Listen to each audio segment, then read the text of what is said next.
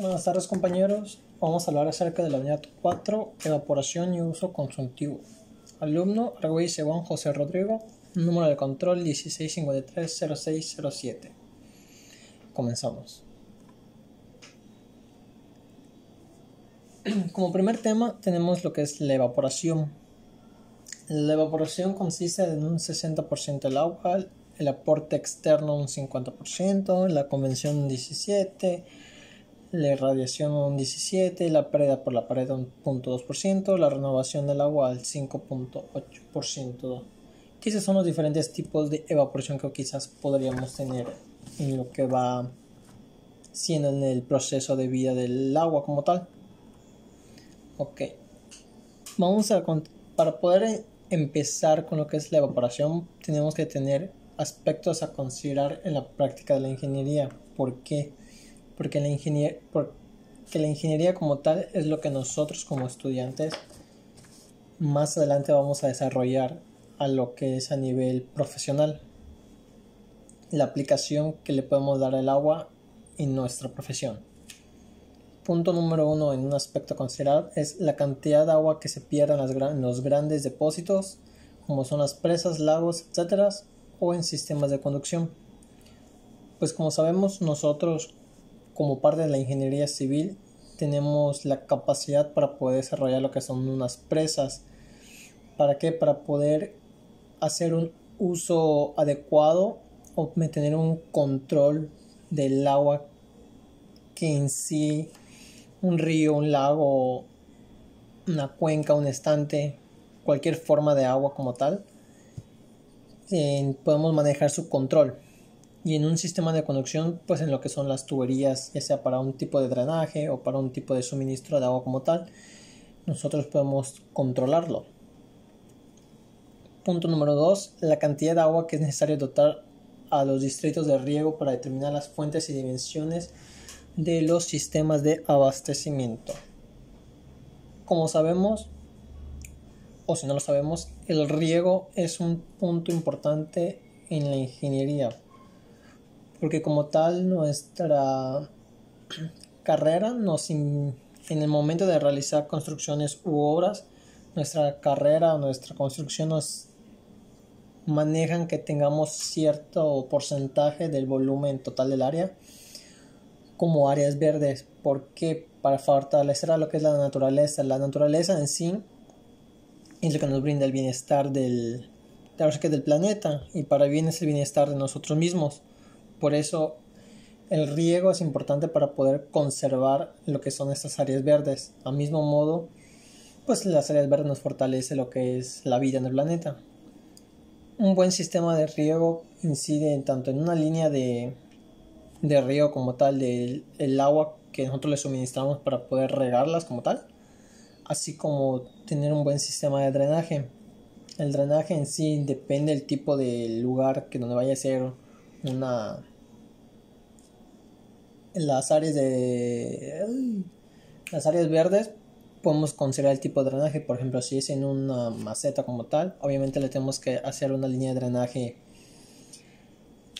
artificial, por decirlo así. En cambio, si es en un hotel, en unas áreas verdes, en unas zonas rupestres, por decirlo así, el drenaje es natural. Y de mismo modo, así como el agua que le depositamos a las áreas verdes se drena por dos tipos de el drenaje artificial o natural, así como lo que es la evaporación. Definición. ¿Qué es la evaporación en sí? Tenemos que saber qué es la evaporación para poder determinar un buen control de ella. Entonces se va a definir como el proceso por el cual el agua pasa del estado líquido en que se encuentra en los almacenamientos, conducciones y en el suelo, en las capas cercanas a la superficie, al estado gaseoso y se transfiere a la atmósfera. Como todos sabemos, el ciclo del agua ya sabemos cómo está considerado, cómo está dado. Entonces el ciclo del agua pasa por lo que es la evaporación, y la evaporación en sí no es nada más que el estado físico del agua en estado líquido al estado gaseoso que posteriormente se va a condensar en las nubes. Descripción del fenómeno. La evaporación se produce básicamente por el aumento de energía cinética que experimentan las moléculas de agua cercanas a la superficie de un suelo húmedo a una masa de agua, producida por la radiación solar, el viento y las diferencias en presión de vapor. Asimismo, este aumento de energía cinética provoca que algunas moléculas de agua brinquen de manera continua a la atmósfera. Al mismo tiempo, algunas de las moléculas que ya se encuentran en la atmósfera se condensan, como bien lo comenté, y regresan al cuerpo de agua. Naturalmente, lo que interesa en la ingeniería hidrológica es el flujo neto de partículas a la atmósfera, al cual se le denomina evaporación. Ok, entonces como tal, igual podemos considerar a la evaporación como un proceso físico por el cual el agua cambia de estado físico del líquido al gaseoso. Por consiguiente, entonces tenemos que saber que para la evaporación hay ciertos factores que los cuales nos afectan. Por ejemplo, un factor fundamental que afecta para la evaporación es la radiación solar. Entre los factores a considerar se encuentra la radiación solar como fuente de energía para que se efectúe el proceso de evaporación. La cantidad de energía que llega a la parte superior de la atmósfera depende de la posición geográfica del lugar.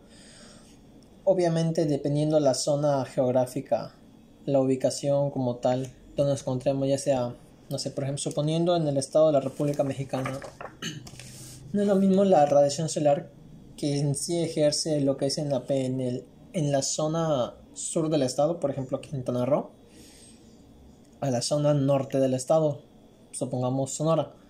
Obviamente la temperatura en sí es diferente, la radiación solar obviamente es diferente, se siente más húmedo en esta zona sur del país, por ende entonces la evaporación quizás tienda a ser más consecuente, entonces el ciclo de agua se repite, a consideración del estado norte. Es una zona de que no hay tanta humedad como tal, sino en sí las zonas de la temperatura en sí es baja, por ende entonces casi no existe una evaporación tan efectuante como tal. Okay. Otro punto importante a considerar es el gradiente de humedad en altura, que es nada más y menos que la tensión de vapor, que es la presión parcial de vapor de agua en el aire. Para cada temperatura del aire existe una tensión de vapor máxima llamada tensión de saturación, a partir de la cual el exceso de vapor se condensa. Otro aspecto importante es el viento. Se define al viento como la masa de aire en movimiento. Esto hace que exista una constante remoción de las masas de aire que se encuentran sobre la superficie evaporante. Por lo tanto, nunca se produce una saturación ambiente por evaporación, ya que las masas de aire se van desplazando. Entonces, pasamos al siguiente punto, que es la medición de la evaporación. Entonces, tenemos como tal que la evaporación puede medirse por medio de un evaporamiento que básicamente está formado por un recipiente en el que se coloca cierta cantidad de agua y se mide por lo general diariamente el cambio de tirante. Entonces la temperatura de evaporación se mide mediante una regla graduada colocada dentro de un tubo aquitador. Los valores medidos deben corregirse sumándoles a la altura la precipitación registrada en el intervalo de tiempo. En la estación pluviométrica más cercana, generalmente situada en el mismo lugares que el evaporamiento. Quizás los instrumentos para medir evaporación son normalmente las evaporación en superficie de agua libre, como son los atmómetros o evaporímetros, en ciertos puntos, por ejemplo lo que es un tanque de evaporación, así como lo puede ser evaporímetros de balanza, porcelanas porosas, superficies de papel húmedo, etc. Entonces, como tal, la medición se da en recipientes grandes. Por ejemplo, se puede considerar en una presa, quizás en una cisterna, hasta en un tinaco como tal. Obviamente la medición está dada en milímetros, puesto que si el volumen es grande, entonces los milímetros nos van a dar cierta cantidad de litros suministradas de evaporación como tal. Entonces, ¿cómo la determinamos? La evaporación en los balances, en los embalses, lagos, etc., no se puede medir directamente, como ocurre en la precipitación o el escurrimiento de un cauce, sino que es necesario estimarla aplicando uno o más de los métodos de acuerdo con los datos posibles en cada caso. Generalmente esto está dado por un balance del agua. ¿Cómo hacemos nosotros un balance? El balance entonces como tal podemos presidirlo como una fórmula de energía, que viene siendo la energía, o en este caso hablando de agua, que es el agua total suministrada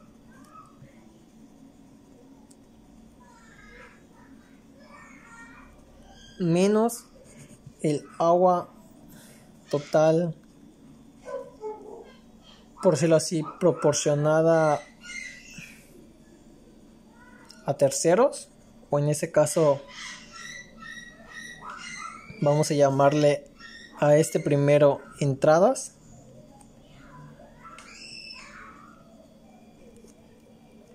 al segundo vamos a llamarle salidas,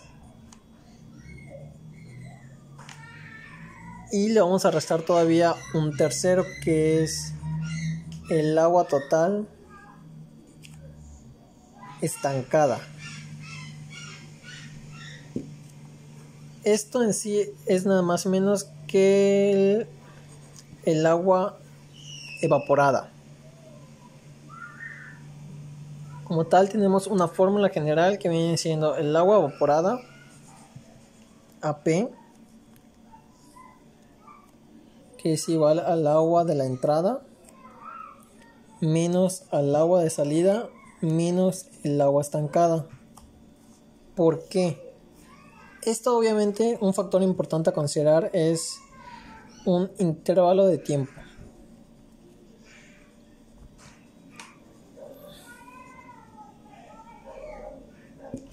Supongamos, si yo quiero calcular el agua que se evaporó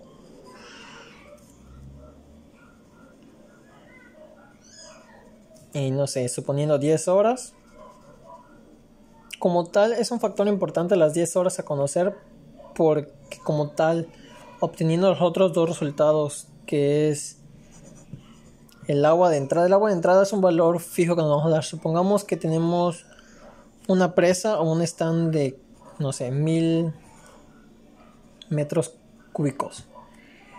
Y como tal, las aguas de salida son aquellas que nosotros hacemos un suministro como tal de agua. No sé, supongamos que tengamos una red de riego, una red general para abastecer un cierto poblado, una red de algún otro tipo de agua que nosotros proporcionemos hacia alguien. Entonces eso se considera un agua de salida. El agua de entrada entonces es el agua que como tal es la que viene capacitada, o es el volumen general que tiene nuestro recipiente. Entonces nosotros supongamos que suministramos al día 500 metros cúbicos.